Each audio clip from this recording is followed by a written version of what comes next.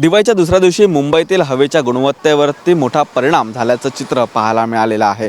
आपण मुंबईतील दादर समुद्र किनारपट्टीवरती आहोत आणि आता देखील आपण पाहिलं तर मुंबईवरती धुक्याची चादर पसरल्याचं चित्र पाहायला मिळतं। परंतु ही धुक्याची चादर नसून हे मुंबईतील संपूर्ण प्रदूषण आहे ते आपल्या कॅमेऱ्यामधून दिसत आहे। सध्या मुंबईमध्ये दिवाळी मोठ्या प्रमाणात साजरी केली जाते आणि मोठ्या प्रमाणात फटाक्यांची आतिषबाजी देखील केली जाते आणि याचाच मोठा परिणाम मुंबईतील हवेच्या गुणवत्तेवरती पडल्याचं चित्र पाहायला मिळत आहे।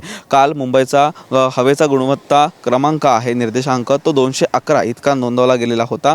तर काल दुपारपर्यंत हवा ती मध्यम ते वाईट स्थितीमध्ये त्याची गुणवत्ता आहे ती नोंदवली गेलेली होती। परंतु काल संध्याकाळच्या नंतर मोठ्या प्रमाणात फटाक्यांची आतिषबाजी झाली आणि त्यामध्ये मुंबईतील हवेचा गुणवत्तेचा स्तर हा वाईट ते अतिवाईटमध्ये सध्या नोंदवला गेलेला आहे। त्यामुळे दिवाळीपर्यंत मुंबईतील हवेच्या गुणवत्तेवरती मोठा परिणाम होणार असल्याचं देखील या ठिकाणी बोललं जातं आहे। परंतु सध्या मुंबईतील जर स्थिती पाहिली तर मुंबईवरती मोठ्या प्रमाणात या ठिकाणी धुक्याची चादर नसून तर ही प्रदूषणाची चादर पसरल्याचं चित्र सध्या पाहायला मिळते।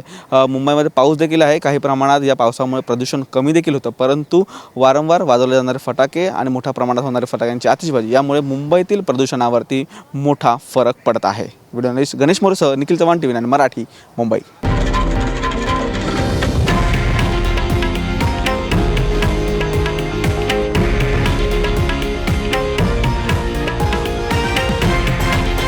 हे आहे देशातील नंबर 1 न्यूज नेटवर्क आणि आपण पाहत आहात TV 9 मराठी, एकमेव।